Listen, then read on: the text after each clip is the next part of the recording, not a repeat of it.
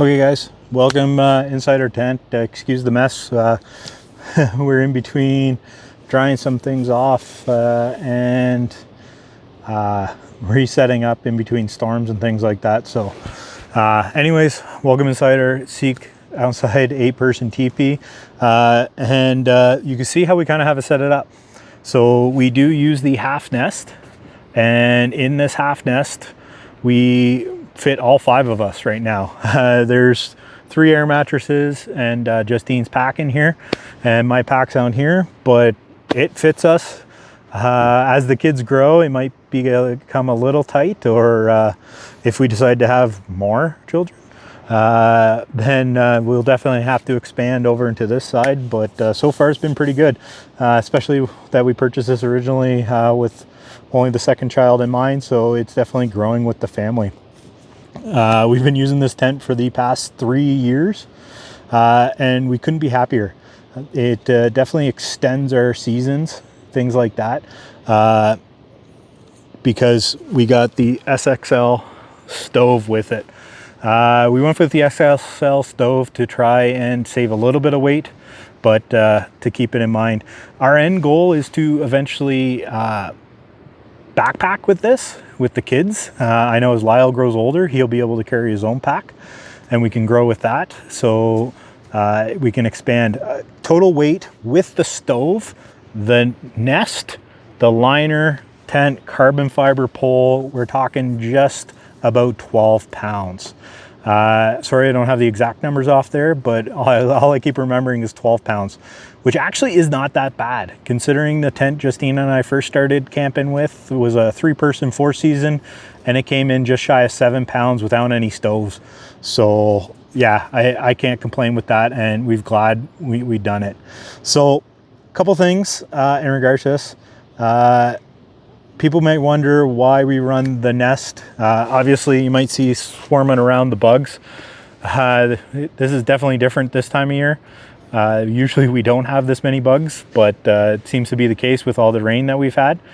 So it is definitely a great benefit. The other thing it actually does is that artificial barrier for the kids. So we got the stove, it's angled out. If you follow the seat guys, they turn around and even say you can angle it down a bit, but it angles out and it kind of keeps the kids away from the stove, or gives them that artificial barrier. It's not going to support them, it's not going to stop them or anything like that, but it gives that mentality of a barrier, and it seems to work. The other big thing that we do is we do run the liner. We run the liner all year round. When we come up here in the mountains, it can generally drop to being 5 degrees Celsius when it comes to the summer even.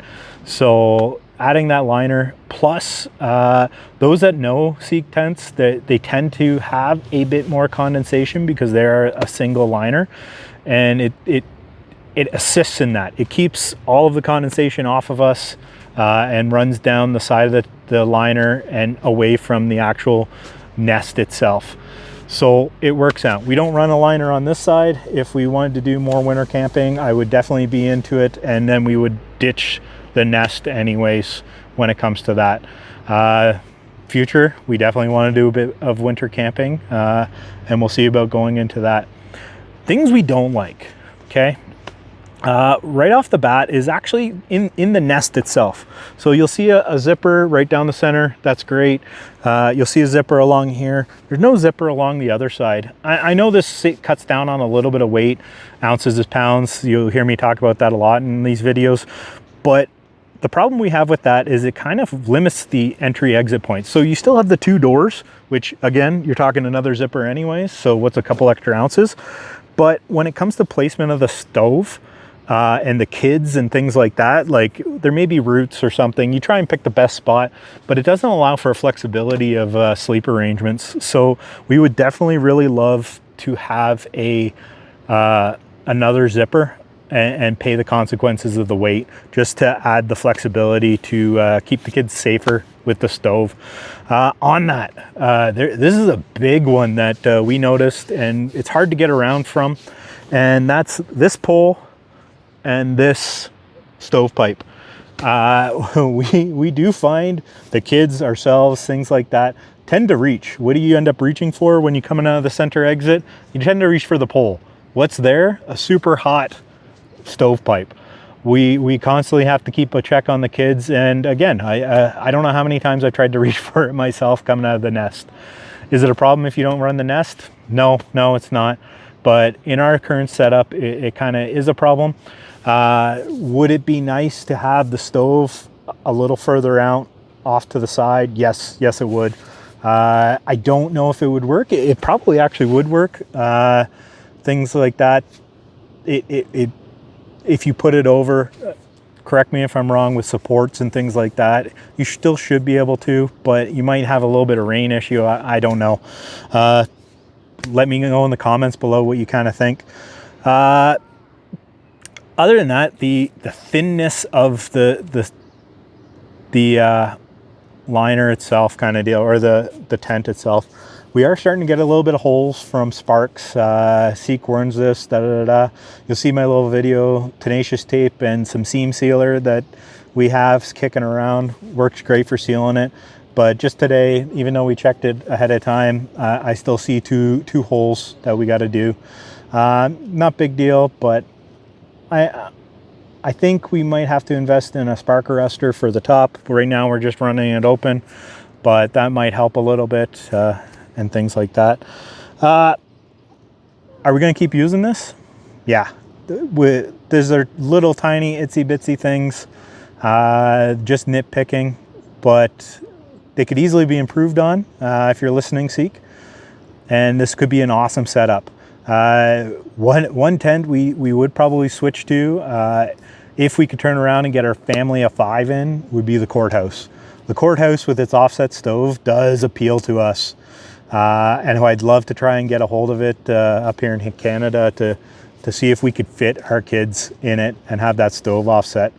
But that's a lot of money and something would have to go, probably this tent, in order to pay for that. So anyways, the only other thing, the SXL stove, amazing. Its weight, its setup, everything like that.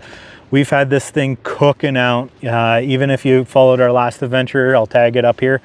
We were in -13s at night, and everybody in the tent slept except for me because I was stoking the fire.